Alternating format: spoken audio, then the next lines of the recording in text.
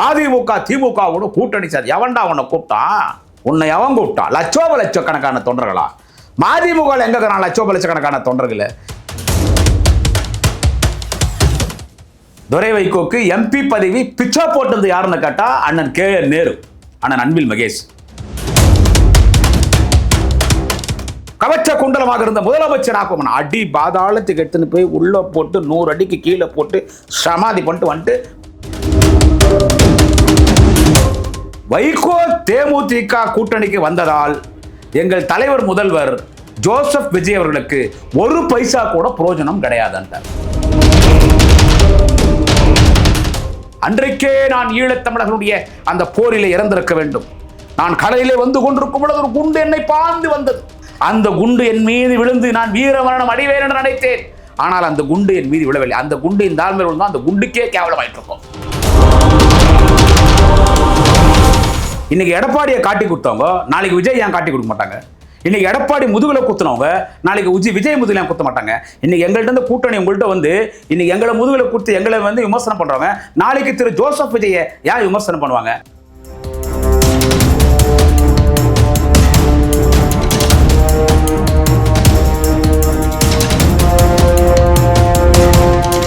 புதிய சிந்தனை நேயர்களுக்கு வணக்கம். இன்றைய சிறப்பு நேர்காணலில் நம்முடன் இருக்கும் சிறப்பு விருந்தினர் திராவிட முன்னேற்ற கழகத்தின் தலைமை கழக பேச்சாளர், யூடியூபர், கூடிய விரைவில் சிறைக்கு செல்ல காத்திருக்கும் திரு குடியாத்த குமரன் அவர்கள். சார் வணக்கம். சிறைக்கு செல்றா? ஆமா. துரை வைகோ பீட ஒளிஞ்சது. அதாவது 2 பீட நிம்மதியா இருக்கும். அதாவது அந்த ஆள் என்ன சொல்ல வர்றாருன்னா 2 பீட ஒழிச்சு வைகோ துரை வைகோ 2 பீட எங்கள்கிட்ட ஒழிச்சு. துரை வைகோ எல்லாம் பேசும்போதே மக்கள் காரித்து போவாங்க. ஏன்னு வச்சுங்க, உன்னை யாரா எம்பி ஆக்குது? எனக்கு கோவமா வராதா?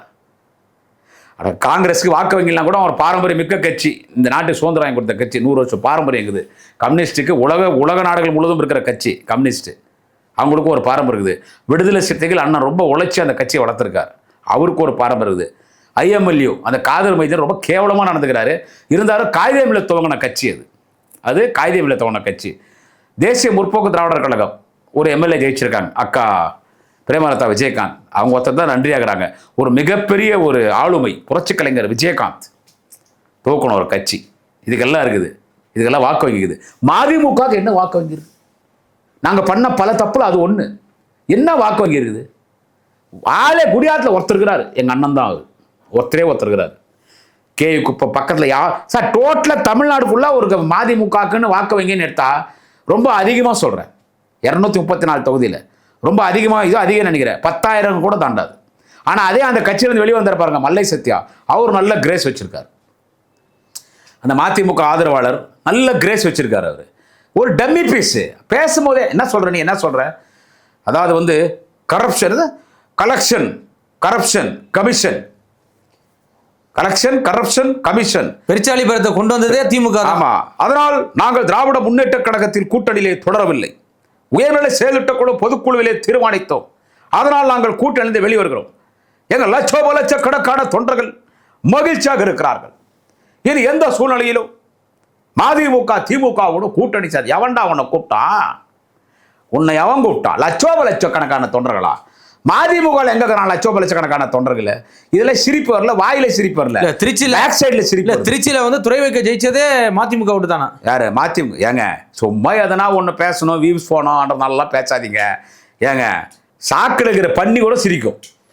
மதிமுக ஓட்டுனால பெரிய துருவம் நேரே ஒரு பக்கம் அவர் அன்பில் மகேஷ் 2 பேரை தாண்டி ஏன் அவருக்கு சீட்டு கொடுத்தீங்க? ஒரு சீட்டு கொடுக்கணும் இல்ல உங்களுக்கு? மதிமுக ஒரு சீட்டு கூட்டணி கொடுக்கணும் இல்ல? ஜெயிக்க வச்சு நீங்க ஜெயிக்க வச்சு கேட்டாங்க. தீப்பொட்டி சின்னத்தில் நின்னாங்க. தீப்பொட்டி சின்னம் சொந்த தீப்பொட்டிக்குள்ள ஒரு 100 குச்சி இருக்குமா? 100 குச்சி வச்சுக்கோ. ஒரு கோபால்சாமி வந்து பிரச்சாரம் பண்ணி ஒரு மதிமுக எந்த திமுக ஆதரவு இல்லாம ஒரு மதிமுக வாக்கு வங்கியோடு அங்கே துரை வைகோ நின்றுந்தா தீப்பொட்டி சின்னத்தில் தீ குச்சிக்குள்ள இருக்குது இல்லை 100 குச்சி, அந்த 100 ஓட்டு வாங்கிட மாட்டாங்க. உயிர் கொடுத்தா நான் கே.என். நேரு வேலை பார்த்தார், உயிர் கொடுத்தா நான் அன்பில் மகேஷ் வேலை பார்த்தார், என் திமுக தொண்டை வேலை பார்த்தார், கூட்டணி கட்சியில் வேலை பார்த்தாங்க. அங்கே துரை வைகோக்கு MP பதவி பிச்சா போட்டது யாருன்னு கேட்டா அண்ணன் கே.என். நேரு, அண்ணன் அன்பில் மகேஷ். அண்ணன் கே.என். நேரு சீனியர் லீடர், அவர் ஒரு சீனியர் லீடர், இறங்கி வேலை பார்த்தார். கீழே என்ன தலைவர்கிட்ட ஜெயிக்க வச்சு கூட்டு போனோம். கிட்டத்தட்ட 2.5 லட்சம் 3 லட்சம் ஓட்டில் ஜெயிக்க வைக்கிறோம். திமுக தானே ஜெயிச்ச, நீ தனியாக நின்றுந்தா ஜெயிச்சிருப்பியா? நோட்டா கீழே வாங்கியிருப்பியா? நோட்டா கீழே வாங்கியிருப்பேன். நான் என்ன சொல்கிறேன், உங்கள் கட்சி 2 எம்எல்ஏ ரிசைன் பண்ண சொல்கிறேன். உங்கள் கட்சினா அவங்க என் கட்சி. கடைநல்லூர் எம்எல்ஏ, சீர்காழி எம்எல்ஏ என் கட்சி. திமுக உறுப்பினர் சேர்ந்த பிறகு தான் உதய சொல்லி கேட்குறாங்க. அவங்கள போய் நீ ரிசைன் பண்ண சொல்கிறேன். அவங்க பண்ண மாட்டான்ட்டாங்க. நான் பண்ண மாட்டேன். அதாவது அவர் சீர்காழி எம்எல்ஏ தீர்த்து சொல்லிட்டார் பண்ண மாட்டேன்னு. கடைநல்லூர் எம்எல்ஏ பண்ணுவார்னு பார்த்தாங்க. அவரு சொல்லிட்டார் நான் என்ன மதிமுக இருக்கிறேன், நான் ரிசைன் பண்ண மாட்டேன். அதாவது கடைநல்லூர் எம்எல்ஏ ரிசைன் பண்ணிடுறான், அவர் வீட்டுக்கு அனுப்பிச்சிடுறான். அங்கே போய் இந்த ஃபியூஸ் போன பல்பு அந்த துறை வைக்கோ நின்று எம்எல்ஏ ஆயிடுறான், அவர் மந்திரி ஆயிடுறான் ஜோசப் விஜய் அமைச்சரவையில். இந்த எம்பி பதவி காலியான இடைத்தேர்தல் வருது இல்லை, அங்கே இந்த கோபாலசாமி போய் நின்று எம்பி ஆயிடுறான். இது என்ன சின்ன பசங்க அப்பா அம்மா விளையாடுற விளையாட்டா? அவங்க 2 பேர் ரிசைன் பண்ணல. அவர் தான் சொல்லியிருக்காரு, விஜயே சொல்லியிருக்காங்க நான் வந்து பிரச்சாரம். இப்போ திரு ஜோசப் விஜய் குதிரை பேரம் நடத்துறாருன்றது யாரா சாட்சியன்னா, அதுதான் நாங்கள் கோர்ட்டில் கேஸ் ஃபைல் பண்ணோம். இது வரலைக்கு அதுதான் பத்திரிகையாளர் மத்தியில் அண்ணன் ஆனந்தர் பாரதியாக இருந்தாலும் அண்ணன் ஐ பரந்தாமன் அவங்களாம் பேட்டி கொடுத்தாங்க. என்னை போன்ற யூடியூபர்ஸ் நாங்கள்லாம் பேசுகிறோன்னா நாங்கள் குதிரை பேரம் நடத்தலைன்னு சொல்கிறோம். அப்படி முதலமைச்சர் திரு ஜோசப் விஜய் சொல்கிறாங்க. அங்கே இருக்கிற அமைச்சர்கள் ஆதவர்ஜனா, நிர்மல்குமார் இருங்க, நான் வந்து நிக்க வச்சு ஜெயிக்க வைக்கிறேன் சொல்றது குதிரை பேரமா? ஆமாங்க. நீ ரிசைன் பண்ணனால முடிஞ்சு போச்சே. நீ ரிசைன் பண்ணி நான் உன்னை ஜெயிக்க வச்சிடுறேன், உனக்கு என்ன வேணாலும் செய்யறேன். அதுதான் அது நம்பிக்கையோட பேசலாம்ல. அதாங்க ஆளுங்கட்சி நான் கான்ஃபிடண்டா பேசுறேன். அது உள்ளுக்குள்ள நான் உனக்கு பணம் இவ்வளவு தரேன்னு சொல்லுவாரா கோபால்சாமி? எனக்கு இவ்வளவு பணம் தரான்னு சொன்னார சொல்லி இவரே ஓப்பனா சொல்றார். 1.5 மணி நேரம் பேசுகிறேன் முதலமைச்சர் ஜோசப் விஜயிடம், 1.5 மணி நேரம் பேசுகிறேன், பல்வேறு அரசுகளில் பேசினோம். அப்படி நடத்தல சொன்னார் விஜய் சொன்னார், 2 சட்டமன்ற உறுப்பினர்கள் ராஜினாமா செய்யுங்கள், நீங்கள் சுயேட்சை சின்னத்தில் நிற்கவில்லை, நீங்கள் உதயசூரியன் திமுக எம்எல்ஏ ராஜினாமா செய்துவிட்டு இடத்தில் வாருங்கள், 2 தொகுதிக்கு பிரச்சாரத்துக்கு வருகிறேன், உங்களை வெற்றி பெற செய்கிறேன், எல்லாம் நான் பார்த்துக் கொள்கிறேன் என்று ஜோசப் விஜய் சொன்னார். முதலமைச்சர் சொன்னார். அந்த பத்திரிகையாளர் கரெக்டாக கேட்குறாங்க, முதலமைச்சர் ஜோசப் விஜய் சொன்னாரா உங்களுக்கு எம்எல்ஏ பதவி ரிசைன் பண்ண சொல்லி ஜோசப் விஜய் சொன்னாரா? அவர்தான் சொன்னார். உள்ள கூப்பிட்டு என்ன ரிவிட் அடிச்சாங்கன்னு தெரியல. அப்புறமா என்னிடத்தில் முதலமைச்சர் ஜோசப் விஜய் ராஜினாமா செய்ய சொல்லவில்லை, நான் தான் சொன்னேன். இடத்திலே எங்களுடைய எம்எல்ஏ பதவி நாங்கள் ராஜினாமா செய்துவிட்டு வருகிறோம், நீங்கள் பிரச்சாரத்துக்கு வர வேண்டும் என்று சொன்னேன். அவர் சொன்னார் பார்க்கலாம் அந்த நேரத்தில். இல்லை முதலமைச்சர் ஜோசப் விஜய் ராஜினாமா செய்ய சொல்லவில்லை, நாங்கள் தான் ராஜினாமா செய்ய சொன்னேன். அப்படியே பச்சைவந்தி மாதிரி அப்படியே நர மாதிரி பேசும்போது மக்கள் காரித்து மாட்டாங்க.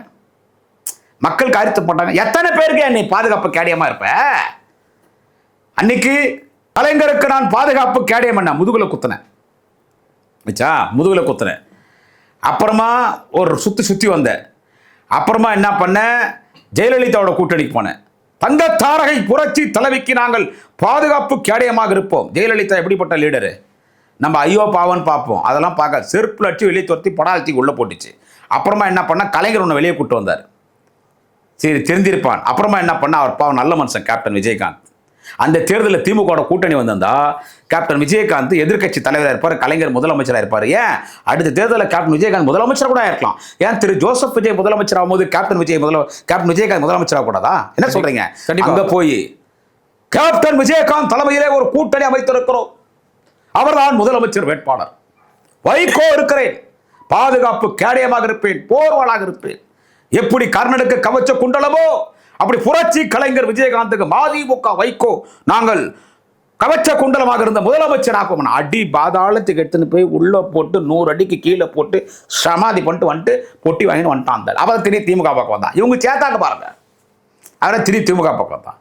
அப்புறமா திமுக கூட்டணி சேர்ந்து கலைஞரிடத்திலே சத்தியம் செய்து கொடுத்திருக்கிறேன். அண்ணன் கலைஞரிடத்தில் இந்த வாழ்நாள் முழுவதும் இந்த மண் உலகிலே உயிர் வாழும் வரை தம்பி தளபதி ஸ்டாலின் அவருக்கு பக்கபலமாக இருப்பேன். இந்த மண்ணுலகில் கடைசி உயிர் என் நாடியில் துடிக்கும் பொழுது, இதயத்தில் துடிக்கும் வரை தளபதி ஸ்டாலினுக்காக வைகோ வாழ்வான், பாதுகாப்பு கேடயமாக இருப்பேன். நான் இப்போ என்ன சொல்றேன், நான் வந்து விஜய்க்கு பாதுகாப்பு கேடயமாக இருப்பேன். துருபிடிச்ச இரும்பு, இத்து போன இரும்பு துருபிடிச்சுன்னா தூள் ஆயிடும். நீ போய் யாரை பாதுகாக்கிறது? அந்த பொதுக்குழுல பேசுறதை பார்க்கணும். நான் லஞ்சம் வாங்கினேனா, எவ்வளவு அரசியல நான் தூய்மையானவன், நேர்மையானவன், வெற்றி செய்றாங்க. அந்த நிருபர்கள் கேட்குற கேள்வி எல்லாம் பார்த்தீங்களா, சிரிச்சு. இப்போ அரசியல் கோமாளி கோபால்சாமி. இப்போ சார் திரு ஜோசப் விஜய் அவர்களுக்கு அரசியல் தெரியாதுன்னு நம்ம சொல்லக்கூடாது. நல்லா தெரியுங்கிறீங்களா சார்? சட்டமன்றத்தில் உட்காந்து பார்த்தீங்களா, யாரும் என்ன பேசினாலும் ஒரே ஒரு முறை கொஞ்சம் சிரிப்பு வந்துச்சு ஒரு முகத்தில். அந்த தண்ணி பாட்டில் வீசுகிற பிரச்சனை வந்துச்சு இல்லை? ஆமாம், ஓபிஎஸ் பேசினார். அக்கா பிரேமலதா வந்து தண்ணி பாட்டில் வைக்கலான்னாங்க. ஒருத்தருக்கு ஒருத்தர் மாறி மாறி வீசிக்கினா என்ன பண்ணுறதுன்னாங்க. அப்போ நான் தங்கம் தென்னரசு அண்ணனுக்கு முன் அனுபவம் உண்டான்னு கேட்டாங்க. அப்போ தான் திரு ஜோசப் விஜய் சிரிக்கிறார். அப்புறமா எழுதி கொடுத்தது படிச்சிட்டார். அப்பா காணான்னது எல்லாம் படிச்சிருந்தான். அது திரு விஜய் பேசும்போது ஒரு சினிமா பார்க்குற மாதிரி இருந்துச்சு எனக்கு. அதுதானே எதிர்பார்க்குறாங்க, ஒரு சினிமா. சார் இதெல்லாம் ஓட்டம் சார். நீங்கள் கேட்குற கேள்வி எல்லாம் கேளுங்க. You should wait and see. நான் பொறுத்திருந்து பார்க்கணும். ஏன் விஜய் கோபால்சாமி கிட்ட சேர்த்தார்? இது யாருக்குன்னா தெரியுமா? இல்ல விஜய் சேர்த்தா நீங்க சொல்றீங்களா? இருங்க, ஆமா போய் அங்கெல்லாம் போய் ஆளெல்லாம் தூதல். எம்ஆர் விஜயபாஸ்கர், சி விஜயபாஸ்கர் அந்த கதை வேற சார். இல்ல சார் ஒரு நிமிஷம் இருங்க. எம்ஆர் விஜயபாஸ்கர், சி விஜயபாஸ்கர், அதுக்கு முன்னால 4 அதிமுக எம்எல்ஏ, இன்னும் வர இருக்கிற பல அதிமுக எம்எல்ஏ, அதெல்லாம் வேற. அவங்க ரிசைன் பண்ணா இடைத்தேர்தல் வரும், அங்க விசில் சேர்ந்து ஜெயிக்க வச்சிட்டா. இப்ப 1000 இருந்தாலும் இன்னொருத்தர் முதுமேல ஏறி தானே விஜய் சவாரி பண்றா. அப்படி இந்த இந்த இந்த கட்சிகள்லாம் வெளியே வந்துட்டு ஆட்சிக்கு வந்துடும் இல்ல. அவருக்கு இப்ப குறைஞ்சது 15 எம்எல்ஏக்கள் வேணும். கண்டிப்பா அவங்க கட்சியில் 15 பேர் மேலே ரிசைன் பண்ணுவாங்க. அவர் இடைத்தேர்தலில் நின்று 15 விசில் ஆயிடுச்சுன்னா யாருக்கும் 5 வருஷம் நான் கவர்மெண்ட் தள்ளிட்டு போயிடுவேன். மெஜாரிட்டியாக வந்து அதனால இவங்க கூட வைகோவை ஏன் கூட வச்சிருக்கார், சைக்கோவை ஏன் கூட வச்சிருக்கார், மரண திமுக ஏன் கூட வச்சிருக்கார்? அது மரண திமுகன்னு தெரியும், இது சைக்கோ மென்டல் கோமாளி பப்புன்னு தெரியும். ஏன் வச்சிருக்காரு திரு ஜோசப் விஜய்? ஆதவர்ஜுனா இப்பதான் அரசியல் இருங்க, விஜய் அவர்கள் அரசியல் இருங்க, ஏங்க ஏன் வச்சிருக்காரு? கொஞ்சம் கூட அரசியல் தெரியாம இருக்குமா? இருக்காதா? கொஞ்சம் கூட. முழு அரசியல்வாதி கிடையாது, எங்க தலைவர் தளபதி மாதிரிலாம் கிடையாது. கொஞ்சமா தெரியல அரசியல். ஏன் வச்சிருக்காரு கூட? He want one barking dog. O, respected honorable chief minister Mr. Joseph Vijay want one barking dog. That dog should bark for TVK government and for honorable CM Vijay. ஒரு குலைக்கிற நாய் வேணும். குலைக்கிற நாய் வேட்டையாடாது, கத்தணும். எவ்வளவு பெரிய மூத்த அரசியல்வாதி. நீ அப்படிதானே ஆயிட்ட. அன்னாரி உலகத்தை அப்படி தகர்க்க என்னன்னு மயிறு பிடுங்க முடியல. அன்னாரி உலகத்தை கைப்பற்ற முயற்சி எவ்வளவு நாள் இறங்கி பேசுவோம். அதாவது இப்போ திரு ஜோசப் விஜய்க்காக பேசணும். இப்போ ஆதவ் அர்ஜுனா பேசுறதோ, ராஜ்மோகன் பேசுறதோ, சிடி நிர்மல்குமார் பேசுறதோ, புஷி ஆனந்தன் பேசுறதோ, இன்னும் கட்சியில் இருக்கக்கூடியவங்க பேசுறதோ, நாஞ்சில் சம்பத் சைலண்ட் ஆயிட்டார். இப்போ எப்போ வைகோ உள்ள போன உடனே நாஞ்சில் சம்பத் சொல்லிட்டாரு, நான் அதை ஏற்றுக்க மாட்டேன்ட்டார். ஓ, இன்னொன்று சொன்னாருங்க நாஞ்சில் சம்பத், தைரியமாக சொன்னார். அந்த வகையில் நான் நாஞ்சில் சம்பத் நிறைய நம்ம இங்கே விமர்சனம் பண்ணிக்கிறோம், அதில் பாராட்டுறேன். வைகோ தேமுதிக கூட்டணிக்கு வந்ததால் எங்கள் தலைவர் முதல்வர் ஜோசப் விஜய் அவர்களுக்கு ஒரு பைசா கூட பிரயோஜனம் கிடையாதுன்ட்டார். அந்த ஆள் முகத்தை நான் முழிக்க மாட்டேன்னார். என்னத்துக்கு வைகோ சேர்த்தார் ஜோசப் விஜய்? கத்தணும். திருமாவளவன் கத்துவாரா? இப்போவே அவர் கொஞ்சம் ஃபீல் பண்ண ஆரம்பிக்கிறார். நம்மள என்ன ஒரு மாதிரி தமிழ்நாடு மக்கள் பேசுகிறாங்களேன்னு. கம்யூனிஸ்ட் சண்முகம் பேசுறாரு, அப்புறம் ஒரு மாதிரி பேசுறாரு.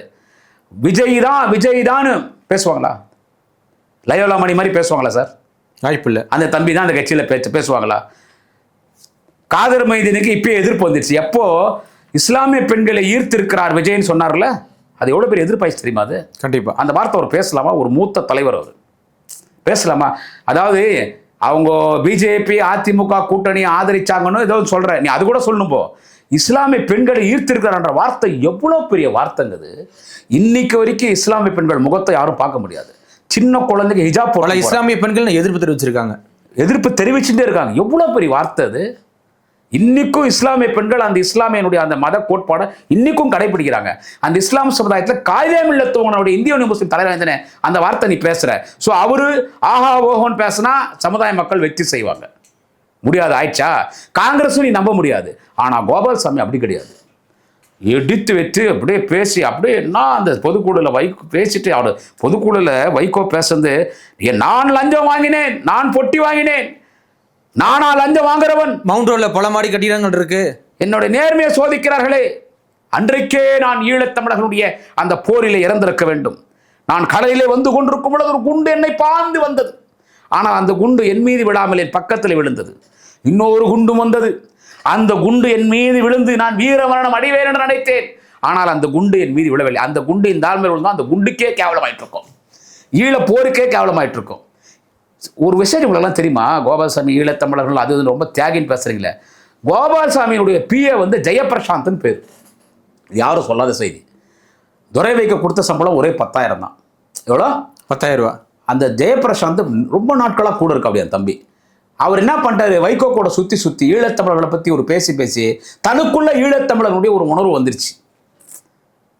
நான் கர்நாடகாவில் இருக்கும்போது அந்த உணர்வு எனக்கு இருந்துச்சு. அப்போ நாங்கள் வைகோ ஸ்பீச் எல்லாம் கேட்போம் நாங்கள். அந்த தம்பி என்ன பண்ணுறாரு, ஒரு ஈழப்பெண்ணை காதலிச்சு திருமணம் பண்ணிட்டார். முகாமில் இருக்கிற பெண்ணை காதலிச்சு திருமணம் பண்ணிட்டார். முகாமில் இருக்கிற பெண்ணை கல்யாணம் பண்ணுறது நம்ம மாதிரி வெளியாட்கள் கல்யாணம் பண்ணுறதுல நிறைய சட்ட சிக்கல் இருக்கிறதுல போலீஸ் விசாரணை, அந்த அதிகாரிகள் விசாரணை, தூதரக விசாரணை நிறைய வந்துச்சு. வைகோ வீட்டுக்கு வைகோ பார்த்து வைகோ புள்ள, டேய் யாரை கேட்டு அந்த பொண்ணை நீ கல்யாணம் பண்ண? ஏங்க நம்ம ஈழத்தமிழருக்காக பேசுகிறோம், ஈழத்தமிழாக கட்சி நடத்துகிறோம், ஐயா பேசுகிறோம், அந்த உணர்வு வந்துச்சு. அதனால தான் ஈழத்தமிழ் பொண்ணை நான் கல்யாணம் பண்ணியிருக்கேன். இப்போ அந்த பொண்ணு கர்ப்பமாக இருக்குது. எங்கே இருக்குதுன்னு கேட்டிங்கன்னா, அந்த பெண் வந்து இப்போ வந்து கன்னியாகுமரி முகாமில் இருக்குது. வேலை விட்டு அமிச்சிட்டாங்க. அதனால போலீஸ் வருது, தூதரகத்தை வந்து வராங்க, யாரோ ஆஃபீஸருங்கெல்லாம் வராங்க, போலீஸ் எல்லாம் வந்துருக்காங்க. இந்த ஈழத்தமிழ் கல்யாணம் பண்ணுறான் அந்த பையன் சொல்லி இதெல்லாம் எங்களுக்கு வேலை விட்டு வேலை விட்டு அமிச்சிட்டாங்க. நீ என்ன ஈழத்தமிழ் ஆதரவோட? ஸோ எல்லாமே ஃபோக்கஸுங்க வருது. இவ்வளோ நான் அவரை பேசுகிறேன்னா, போகாத கட்சி கிடையாது, எங்கே போனாலும் பொட்டி வாங்கி ஆகணும். உனக்கு எவ்வளோ சொத்துயா, மவுண்ட் ரோடில் சொத்து, டி நகரில் சொத்து, இதே யார் சொன்னா? நேர்மையான அரசியல் கிழிஞ்சிச்சு பொட்டி, கைப்பட நேர்மை, கரைப்படையாத கரங்களுங்கிற. ஆமாம் ஆமாம் ஆமாம் ஆமாம். உன் வீட்டில் வரவங்களே உனக்கு ஓட்டு போடலையா? வெக்கம் இல்லை? ஜோசப் விஜய் வராரு சொல்கிறீங்களே, இவங்கெல்லாம் விசில் ஓட்டு போகிறோம்னு தான் என்கிட்ட சொன்னாங்க எலெக்ஷன் முன்னாலே. இவங்கெல்லாம் உங்களுக்கு ஓட்டு போட்டவங்கன்ற. அப்போ எவ்வளோ பெரிய துரோகி நாங்கள் கூட வச்சுருந்தோம். துரோகின்னு அப்போ உங்களுக்கு தெரியலையா? எப்பவுமே துரோகி தான். நாங்கள் தொண்டர்கள் வேணாம் தானே சொல்கிறோம். தலைமை ஒரு முடிவு எடுத்ததை நாங்கள் என்ன பண்ண முடியும்? உன் வீட்டில் வேலை செய்யறோன்னு ஓட்டு போடாமல் அது பெருமையாக சொல்கிறியே திரு ஜோசப் விஜய் கிட்ட. உங்களுக்கு விசில் ஓட்டு போட்டவங்கன்னா எப்படிப்பட்ட துரோகியை வச்சுருக்கிறோம் நாங்கள் கூட வச்சுருந்தோம்? எப்படிப்பட்ட துரோகிகளை? இல்ல இவளால திமுகவை தூக்கி சுமந்த திரு வைகோ அவர்கள் இன்னைக்கு காரணம் என்ன? என்ன அவருக்கு தேவை வந்திருக்கு? இப்ப அவங்க ஆளுங்கட்சி வந்துட்டாங்க. நான் சொல்லிட்டேன், they want one parking talk. அவங்க ஆளுங்கட்சி வந்துட்டாங்க. விஜய் யாதவ் வர்ஜினா இருக்கு, அப்படி பணம் நிறைய கொடுப்பா. அப்படி யாதவ் வர்ஜினா இல்லை திரு வைகோ அவர்கள்ட்ட இல்லாத பணமா? இப்போ நீங்களே சொன்னீங்க சார். இருந்தாலும் பணம் சேர இன்னும் கொஞ்சம் ஆசை வரும். இல்லை புள்ள வேற அரசியலுக்கு வந்தாச்சு, புள்ளி அரசியல் கூட்டணுன்ட்ட ஆள் இல்லை, கட்சி எதுனா ஆள் சேர்க்கலான்னு பார்ப்பாங்க, அதெல்லாம் சேராது. விஜய் என்ட்ருக்கு பிறகு இன்னொரு புது கட்சி வந்து ஆட்களை சேர்க்கலான்றது ஒரு சில வருடங்களுக்கு கஷ்டம். அதை நானே சொல்கிறேன். ஏன்னா மக்கள் அந்த சினிமா மோகம் அதில் போய் முழுகிட்டாங்க சார். ஒன்றும் செய்ய முடியாது. கொஞ்ச நாள் பொறுமையாக தான் இருக்கணும். அவங்களுக்கு சண்டை வரும். அவங்க அடிச்சுக்குவாங்க. இந்த மந்திரிங்கள்லாம் பார்த்து நான் எந்த மந்திரி மேலே தேவை வேணும்னு நான் கேலி கிண்டல் பண்ணுறாங்க சார். ஒன்று வேணா இப்போ காட்பாடியில் ஒரு மீட்டிங் நடத்துனாங்க. ஆமாம், அங்கே காட்பாடி எம்பி மாவட்ட பொறுப்பாளர் திரு கதிரானந்த் எம்பி அவர் போகிறாருங்க. அவருக்கு என்னை பார்த்தா பிடிக்காது. அதை நான் முதலே சொல்லிடுறேன். என்னை சுத்தமாக என்னை பார்த்தா அவருக்கு பிடிக்காது. இந்த நிமிஷம் வரைக்கும் என்னை கட்சியில் சேர்க்கக்கூடாதுன்றார். என்னது இவ்வளோ கட்சி சோதனை நான் திமுகன்றேன். ஆனால் அதுக்காக அவர் என் கட்சியினுடைய எம்பி, என் கட்சியினுடைய மாவட்ட பொறுப்பாளர், அவரை ஒருத்த அசிங்கப்படுத்தும் அதை பார்த்து நான் சும்மா இருக்க முடியாது. அவருக்கு என்ன பிடிக்கல. ஆனால் அவரை ஒருத்த அசிங்கப்படுத்தும் போது அதை பார்த்து நான் சும்மா இருக்க முடியாது. காட்பாடியில் போகிறாருங்க. அங்கே அந்த என்ன பாலாஜி அந்த ஈரோட்டில் இருக்கிறாரு, நம்ம கைத்தறித்துறை துணிநூல் அமைச்சர், அவர் ஒரு யங்ஸ்டர் தான். அவர் பேசுகிறார். எல்லாம் சின்ன பசங்க, 20-25 பசங்க விசில் அடிக்கிறானுங்க, கத்துறானுங்க அந்த வண்டி பார்த்து. அது என்ன ஒரு நாகரிகமான அரசியல்? அது நீங்களே சொல்லுங்க. இல்லை அதை ஒரு வார்த்தையோட சொன்னார். நீங்களா வேண்டாம் ஓரம் கட்டினவர் தான், பேசாம இருங்க அப்படின்னாரு. சொல்லலாமா அந்த வார்த்தையை?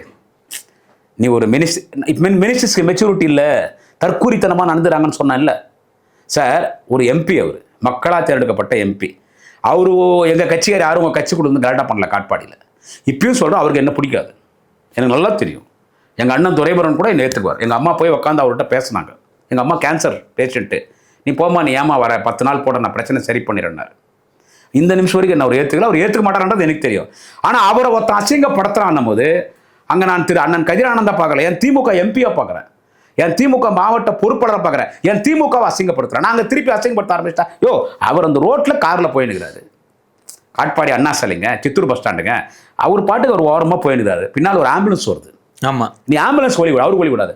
அந்த பசங்க என்ன கரெக்டாக பண்ணாங்க பற்றி. சரி, அவனுங்க தான் கரெக்டாக பண்ணி, ஒரு மினிஸ்டர் இல்லை உங்களால் என்ன சொன்னா அந்த மந்திரி என்ன சொன்ன, உங்களால் இல்லை, உங்களால் தான் தோற்கடிக்கப்பட்ட போகிறாரு. சோஷியல் மீடியாவில் இருக்குது இல்லை, அப்படி சொல்லலாமா? உங்களால் தோற்கடிக்கப்பட்டவர் போகிறாரான்னா அவர் எம்பியாக ஜெயிச்சிருக்கிறாரு. அவங்க அப்பா வெற்றி வாய்ப்பை இழந்திருக்கிறாரு. ரைட்டு, அங்கே ஜெயிச்சு இது வரைக்கும் அவர் தோற்றந்தே கிடையாது. காட்பாடியில் ராஜீவ்காந்தி இறந்த போது மட்டும்தான் அவர் காட்பாடியில் தோற்றுருக்காரு. தொடர்ந்து 2001 அவர் ஜெயிச்சவர் தான். இன்றைக்கி தான் அடிக்கிற காற்றுல அம்மியே பறக்கிற மாதிரி அங்கே யாரோ ஆனானப்பட்டவங்கலாம் விஜயினுடைய அந்த மோகத்தில் முழுங்கி போடும்போது அது அங்கே நடந்துச்சு. ஸோ எவ்வளோ அநாகரிகமாக நடந்துக்கிறாங்க. இதை தான் நான் சொல்கிறேன். மந்திரிங்களை நீங்கள் யங்ஸ்டர்ஸ் மந்திரியாக வந்துட்டீங்க. விஜய் 52 வயசு சிஎம் பண்ணுறது ஒரு யங்ஸ்டர் தான் அது கூட. ஆனால் கலைஞர் 40 வயசில் முதலமைச்சர் ஆயிட்டார். வந்திருக்கீங்க, மக்கள் உங்களை தேர்ந்தெடுத்துட்டாங்க. கட்சி ஆரம்பித்து 2 வருஷம் நீங்கள் சிஎம்மாக வந்தீங்க. ரைட், ஓகே, நாங்கள் ஏற்றுக்கிறோம். எனக்கு இப்பயும் சொல்கிறேன், என் தளபதி வெற்றி வாய்ப்பு இழந்தும் தான் எனக்கு மனசு கஷ்டமா இருந்துச்சு. இப்போ அதுவும் எனக்கு சந்தோஷம் தான். ஏன்னா இவங்க கூடலாம் இப்படிப்பட்ட மந்திரிங்க, இப்படிப்பட்ட எம்எல்ஏங்கள்ட்ட போயிட்டு அவர் அசம்பிளியில் உட்காரக்கூடாது. உதயநிதி வர்சஸ் ஜோசப் விஜய், இதுதான் பாலிடிக்ஸ். தேட வச்சார்ல எங்கள் அப்பா உட்காரம். ஏங்க அதெல்லாம் அநாகரிகம் அவர் பண்ணது. அதை நீங்கள் வந்துட்டு என்கரேஜ் பண்ணாதீங்க. நான் அப்புறம் பேசினா என்னத்து, நான் வேற இவர் அப்பாவை தேடனா அப்புறம் அவரை யார் தேடுறாங்கன்னு நான் சொல்ல வேண்டியதாக இருக்கும். அது எல்லாரும் சொல்லிட்டாங்க. எல்லாரும் மீது வழக்கு போடுறீங்க. சின்ன பசங்க, அந்த ஜென்சி, அந்த பையனை போய் 4 மணிக்கு போய் பிடிச்சின்னு வரீங்க. பெண் பிள்ளைகள் மீதெல்லாம் வழக்கு போடுறீங்க. இன்னைக்கு 8 பேர் மீது கேஸ் போட்டிருக்கீங்க. இப்போது உங்கள்கிட்ட யூடியூப் இருக்குதுல்ல, உங்கள்கிட்ட யூடியூபர்ஸ் இருக்காங்க. இப்போ யூடியூபர்ஸ் கூட்டம்லாம் ஒன்று போட்டாங்க, எப்படி திமுக வச்சு செய்யணும்னாலாம் யாரோ பேசுனாங்க. எல்லாம் பீச்சில் சுண்டல் வைக்கிற மறைங்க 40 பேரும் எல்லாம் உட்காந்து பேசுங்க. நீங்கள் பதில் கொடுங்க, நாங்கள் பேசுகிறோம்ல. இதுதான் சார் அப்போ பாலிடிக்ஸ்னா. இது வந்து ஒரு டிபேட், ஒரு வாதங்கள் வரும் சார். எதிர்கட்சி ஆளுங்கட்சி குறை சொல்லும், ஆளுங்கட்சி எதிர்கட்சி குறை சொல்லும். நீ எல்லாரும் மேலே வழக்கு போட்டு எத்தனை பேர் மீது வழக்கு போடுவேன்? இன்னைக்கு எல்லாரும் இழுக்கிற ஒரு பக்கம், எல்லாரும் பக்கம் இழுத்துன்னு போயிட்டு இருக்கிற. இழுக்கல சார், அவங்கள விருப்பப்பட்டு போறாங்க. இருங்க, விஜயபாஸ்கர், எம்ஆர் விஜயபாஸ்கர் எல்லாரும் வாண்டடா தானே போறாங்க. சரி, ஊழலை ஒழிக்கிறன்ற எம்ஆர் விஜயபாஸ்கர், சி விஜயபாஸ்கர்லாம் யாருங்க? ஒருத்தர் குட்கால 40 கேஸு. கரூர் விஜயபாஸ்கர் நில மோசடி வழக்கு, லேண்ட் மாஃபியாவில் மிகப்பெரிய அக்யூஸ்ட். நீ அவங்கள தானே சேர்த்துருக்க. இன்னும் வேற உங்கள்ட்ட லைன்ல ஊழல் பண்ண சொல்றீங்களா? இவங்களா தான் சார் போய் இணைஞ்சிருக்காங்க. ஏங்க வேணான்னு சொல்லு. எப்படி கட்சிக்கு எப்படி வேணா சொல்ல முடியும்? அதே எப்படி செந்தில் பாலாஜி அதிமுக இருக்கும்போது குற்றவாளியா இருந்தாரு, திமுக வந்த அப்புறம் சுத்தம் மாறிட்டாரா அப்படின்னு கேட்டாங்கல்ல. அவர் நீதிமன்றத்தை வழக்கு சந்திக்கிட்டோம்னு சொன்னோம். அதே மாதிரி விஜயபாஸ் சந்திக்கட்டும், வழக்கு சந்திக்கட்டும். அப்புறம் நீ ஊழலை பத்தி பேசாத. சரி, நீ கூப்பிட்டவங்க வந்தாங்க, அதெல்லாம் குதிரை பேரம் தான். நீ கூப்பிட்டவங்க வந்தாங்க, எங்களை குதிரை பேரம். விஜயபாஸ்கர் இல்லாத காசா குதிரை பேரம் பண்ணி தான் அவர் இழுக்கணுமா? அப்படி அங்கே அந்த சார் அவங்களுக்கு ஒரு டிஸ்ட்ரிக்ட் பணம் வச்சுருக்கிறவங்க வேணும் சார். உண்மையிலேயே சொல்கிறேன், விஜய் கட்சியில் இருக்கிறவங்களுக்கெல்லாம் பணம் கிடையாது, சாதாரண ஆட்கள் தான். ஒரு கவுன்சிலர் தான் 40 லட்சம் செலவு பண்ணணும், 10 லட்சம் கூட செலவு பண்ணல. 4 நாள் ஓட்டு கேட்கல, பூத்தில் யாரும் ஆளே இல்லை, ஜெயிச்சிட்டாங்க. சாதாரண ஆட்கள் தான். கட்சி நடத்தணும்னா பணம் வேணும்.